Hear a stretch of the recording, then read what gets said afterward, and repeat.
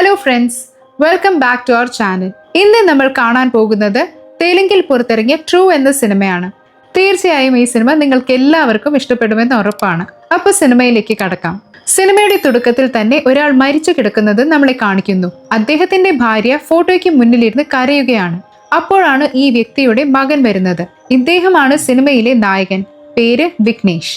അമ്മേ, അച്ഛൻ എന്തു പറ്റി എന്നൊക്കെ അമ്മയോട് ചോദിക്കുന്നു. അച്ഛൻ രാത്രി നടന്നു വരുമ്പോൾ ഒരു കറണ്ട് വയറ് താഴെ കിടക്കുന്നുണ്ടായിരുന്നു.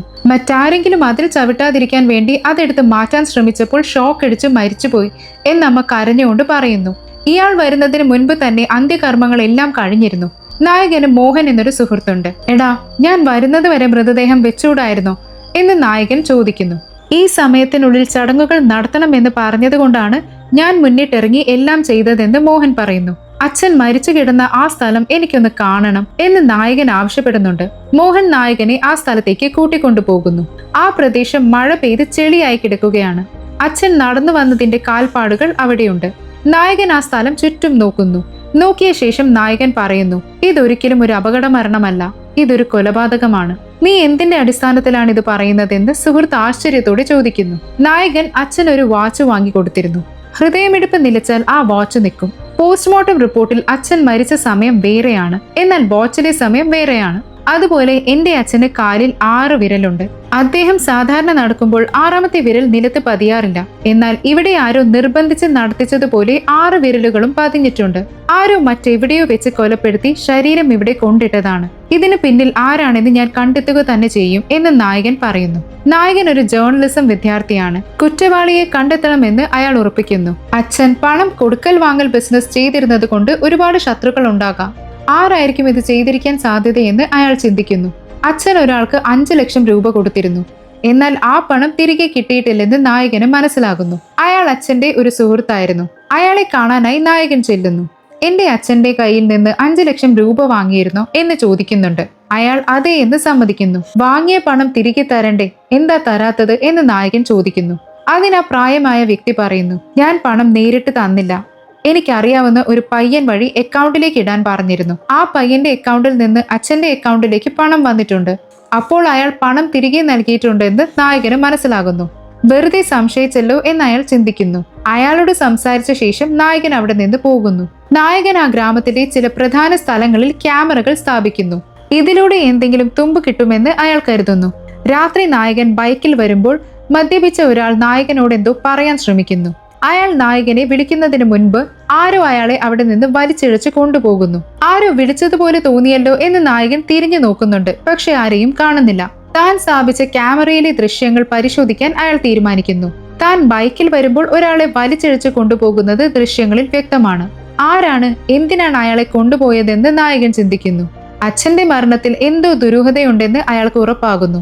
പലയിടത്തും മൈക്കുകൾ സ്ഥാപിക്കാൻ അയാൾ തീരുമാനിക്കുന്നു. അങ്ങനെ പല സ്ഥലങ്ങളിലും സംഭാഷണങ്ങൾ കേൾക്കാനായി മൈക്കുകൾ സ്ഥാപിക്കുന്നു. അപ്പോൾ ആരോ വാതിലിൽ മുട്ടുന്ന ശബ്ദം കേൾക്കുന്നു. പുറത്തു വന്ന് നോക്കുമ്പോൾ അവിടെ ഒരു പെട്ടിയുണ്ട്. അതിനുള്ളിൽ ഒരു കത്തുണ്ട്. നിന്റെ അച്ഛന്റെ കേസ് അന്വേഷിക്കുന്നത് നിർത്തിക്കോ, അല്ലെങ്കിൽ നിനക്കും ആപത്തായിരിക്കും എന്നതിൽ എഴുതിയിരിക്കുന്നു. ഇത് കണ്ട് ഞെട്ടിയ നായകൻ ആരാണിത് വെച്ചതെന്ന് ചുറ്റും നോക്കുന്നു. പക്ഷെ ആരെയും കാണുന്നില്ല. അടുത്തുള്ള ഒരു വീടിന്റെ മുകളിൽ നിന്ന് ഒരു പെൺകുട്ടി അയാളെ നോക്കുന്നുണ്ടായിരുന്നു. ആരോ നോക്കുന്നുണ്ടെന്ന് തോന്നിയ നായകൻ മുകളിലേക്ക് നോക്കുമ്പോഴേക്കും ആ പെൺകുട്ടി ഒളിക്കുന്നു.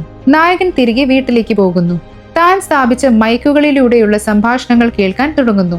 ഗ്രാമവാസികൾ സാധാരണ സംസാരിക്കുന്നതെല്ലാം കേട്ട് അയാൾ ചിരിക്കുന്നു. പെട്ടെന്നൊരു അജ്ഞാത ശബ്ദം കേൾക്കുന്നു. അനാവശ്യമായി ഈ കേസ് അന്വേഷിക്കരുത്, അത് നിനക്ക് തന്നെ പ്രശ്നമാകും എന്നാ ശബ്ദം പറയുന്നു. ഇത് കേട്ട് നായകൻ ഞെട്ടുന്നു.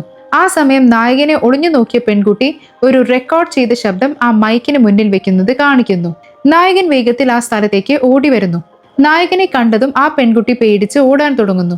ഈ പെൺകുട്ടിയാണ് ഇതെല്ലാം ചെയ്യുന്നതെന്ന് കരുതി നായകൻ അവളെ പിന്തുടരുന്നു. അവൾ പേടിച്ച് കാട്ടിലേക്ക് ഓടി മറയുന്നു. നായകൻ അവളെ അന്വേഷിക്കുമ്പോൾ തോക്കുമായി കുറച്ച് ആളുകൾ നായകനെ ലക്ഷ്യം വെക്കുന്നു. നായകൻ അവരുമായി ഏറ്റുമുട്ടുന്നു. എല്ലാവരും ഓടി രക്ഷപ്പെടുന്നു. എന്നാൽ ഒരാൾ നായകന്റെ കയ്യിൽ അകപ്പെടുന്നു. അയാളെ അടിച്ചിട്ട് ആരാണിത് ചെയ്യാൻ പറഞ്ഞതെന്ന് നായകൻ ചോദിക്കുന്നു. എന്നാൽ അയാൾക്ക് സംസാരിക്കാൻ കഴിയില്ലെന്ന് നായകന് മനസ്സിലാകുന്നു. അയാൾ പെട്ടെന്ന് കഴുത്തിലെ മാലയിലുണ്ടായിരുന്ന ഒരു കുപ്പി കടിച്ച് വിഷം കഴിച്ച് മരിച്ചു വീഴുന്നു. ഇതെല്ലാം ദൂരെ നിന്ന് ആ പെൺകുട്ടി കാണുന്നുണ്ടായിരുന്നു. ഇപ്പോൾ നായകൻ അവിടെ നിന്ന് പോകുന്നു. സീൻ കട്ട് ചെയ്ത് നായകനെ കാണിക്കുന്നു. സുഹൃത്ത് മോഹൻ ബൈക്ക് തിരികെ നൽകാൻ വരുന്നു. എന്താ വൈകിയതെന്ന് നായകൻ ചോദിക്കുന്നു. ഒരു പെൺകുട്ടിയോട് ഒരു പയ്യൻ മോശമായി പെരുമാറിയെന്നും ആ പ്രശ്നം താനാണ് പരിഹരിച്ചതെന്നും മോഹൻ പറയുന്നു. എങ്ങനെ പരിഹരിച്ചു എന്ന് നായകൻ ചോദിച്ചപ്പോൾ മോഹൻ പറഞ്ഞു, നീ മോശമായി പെരുമാറിയിട്ടുണ്ടെങ്കിൽ നിന്റെ വസ്ത്രത്തിൽ അതിന്റെ അടയാളമുണ്ടാകും. ഞാൻ വസ്ത്രം പരിശോധിച്ചാൽ നീ പിടിക്കപ്പെടും.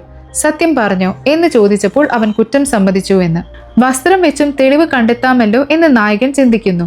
അമ്മയെ വിളിച്ച് അച്ഛൻ അവസാനം ധരിച്ച വസ്ത്രം അവിടെയുണ്ടോ എന്ന് ചോദിക്കുന്നു. ഇല്ലെന്നമ്മ പറയുന്നു. എന്ത് ചെയ്യുമെന്ന് ആലോചിച്ച് അയാൾ അച്ഛനെ ദഹിപ്പിച്ച സ്ഥലത്തേക്ക് വരുന്നു. അച്ഛന്റെ ഷർട്ടിലെ ഒരു ബട്ടൺ കത്തിപ്പോകാതെ അവിടെ കിടക്കുന്നുണ്ടായിരുന്നു.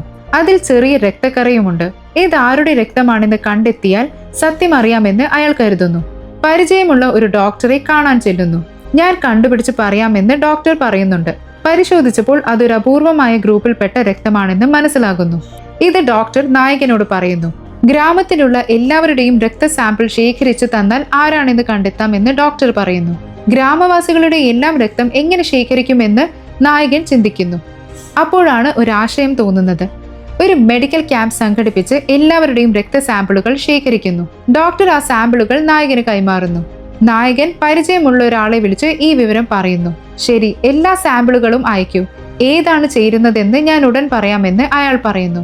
കുറച്ചു കഴിഞ്ഞ് ഫോൺ വരുന്നു.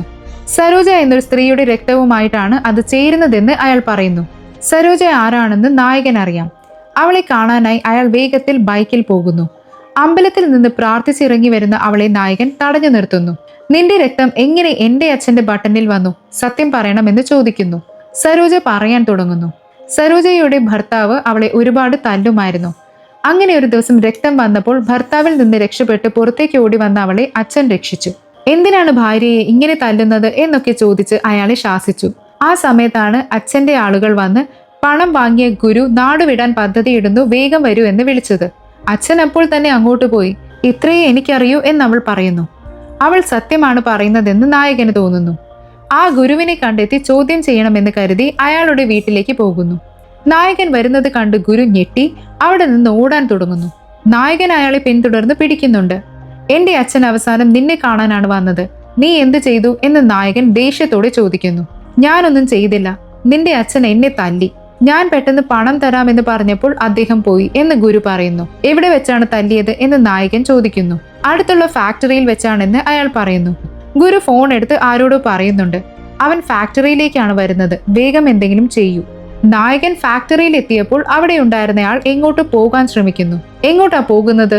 ഇവിടുത്തെ CCTV എവിടെ എന്ന് നായകൻ ചോദിക്കുന്നു. അത് പണ്ടേ കേടായതാണ്, അതുകൊണ്ട് എടുത്തു മാറ്റി എന്നയാൾ പറയുന്നു. എവിടെയാണ് ഇട്ടതെന്ന് ചോദിച്ച് നായകൻ ആ ക്യാമറയുടെ ഹാർഡ് ഡിസ്ക് കണ്ടെത്തുന്നു.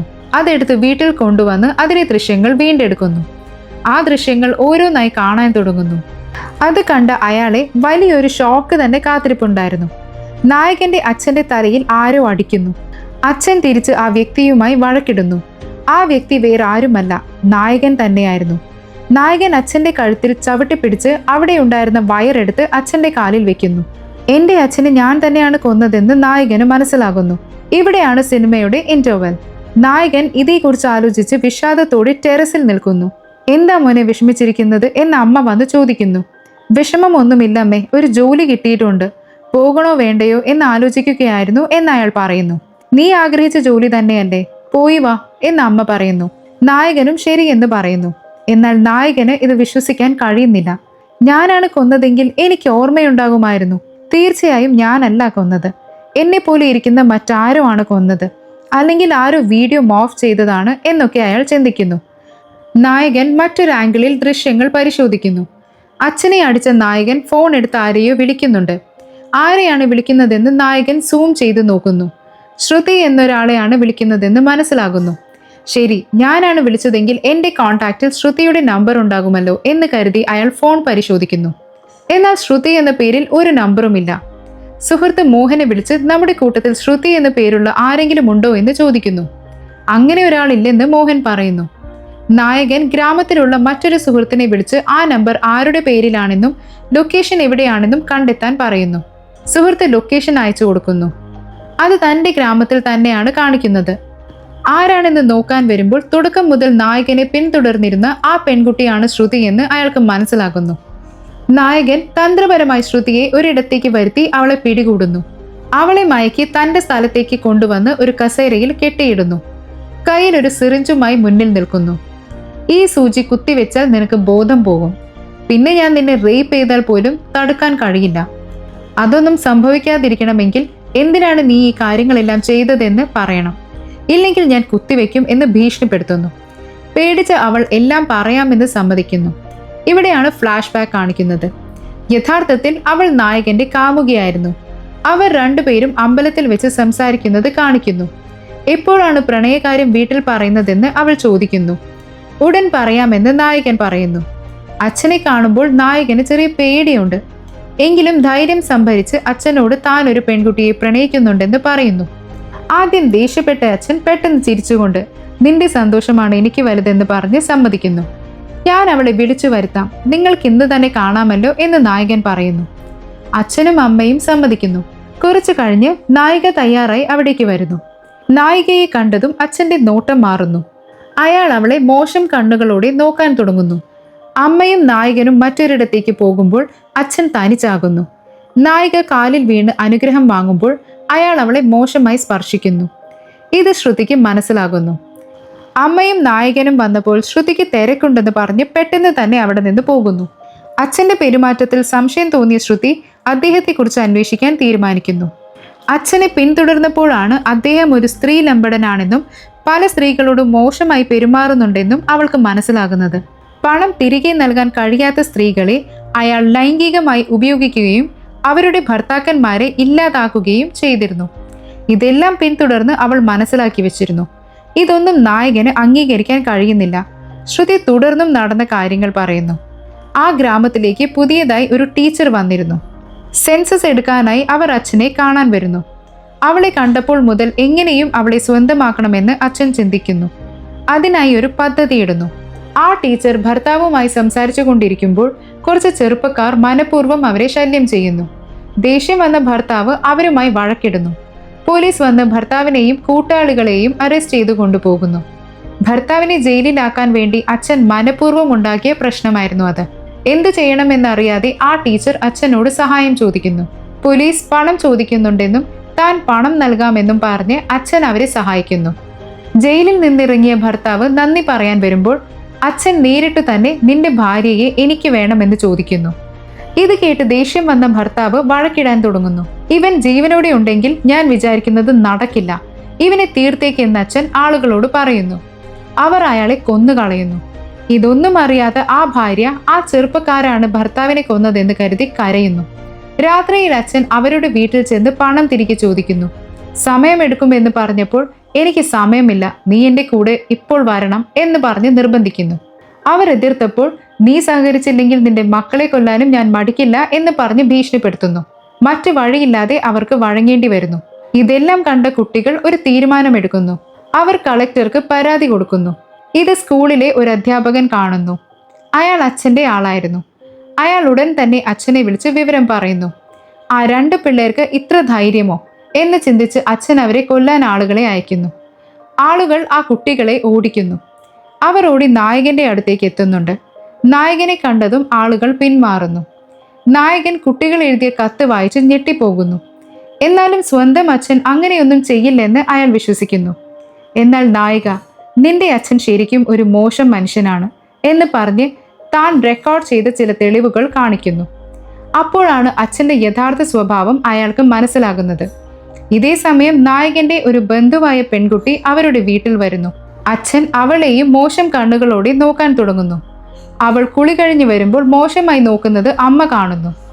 സരോജയുടെ വീട്ടിലേക്ക് അച്ഛൻ ചെല്ലുമ്പോൾ ഇനി ഇങ്ങോട്ട് വരരുതെന്ന് പറഞ്ഞ് അവൾ തടയുന്നു. ദേഷ്യം വന്ന അച്ഛൻ അവളെ അടിക്കുന്നു. അപ്പോഴാണ് സരോജയ്ക്ക് രക്തം വന്നതും അത് അച്ഛൻ്റെ ബട്ടണിൽ പുരണ്ടതും.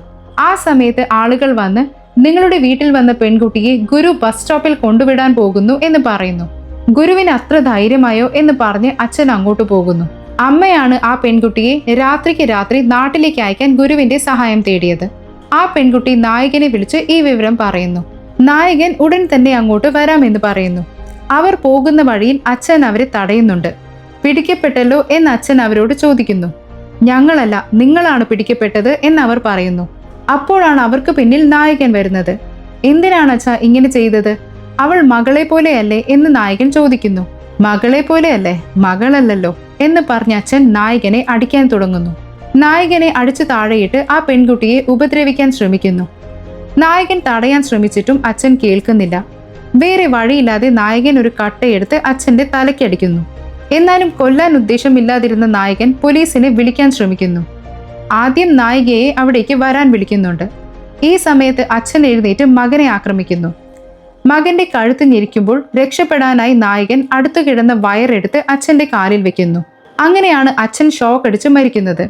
സ്വന്തം അച്ഛനെ കൊന്നല്ലോ എന്നോർത്ത് നായകനാകെ തകർന്നു പോകുന്നു. അയാൾക്ക് സാധാരണ ജീവിതത്തിലേക്ക് വരാൻ കഴിയുന്നില്ല.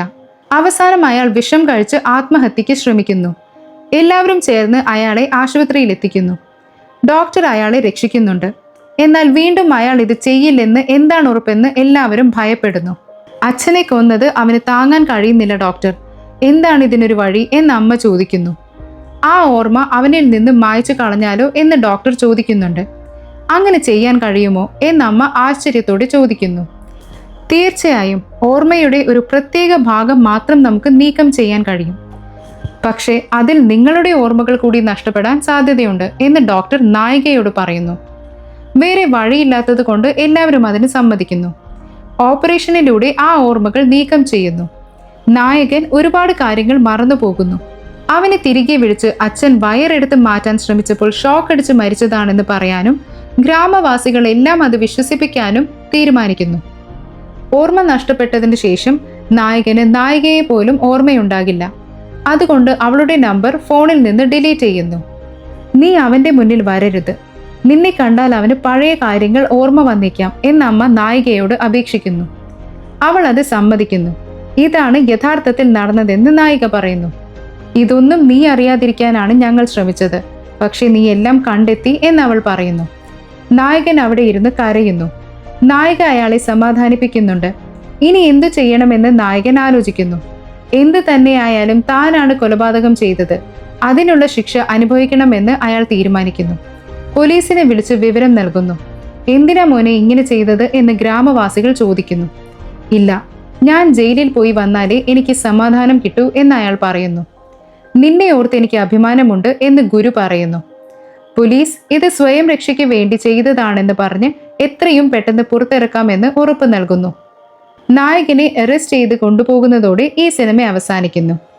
അപ്പോൾ നിങ്ങൾക്ക് എല്ലാവർക്കും ഈ സിനിമ ഇഷ്ടപ്പെട്ടെന്ന് കരുതുന്നു. വീഡിയോ ഇഷ്ടപ്പെട്ടെങ്കിൽ ലൈക്ക് ചെയ്യുക, ചാനൽ സബ്സ്ക്രൈബ് ചെയ്യുക.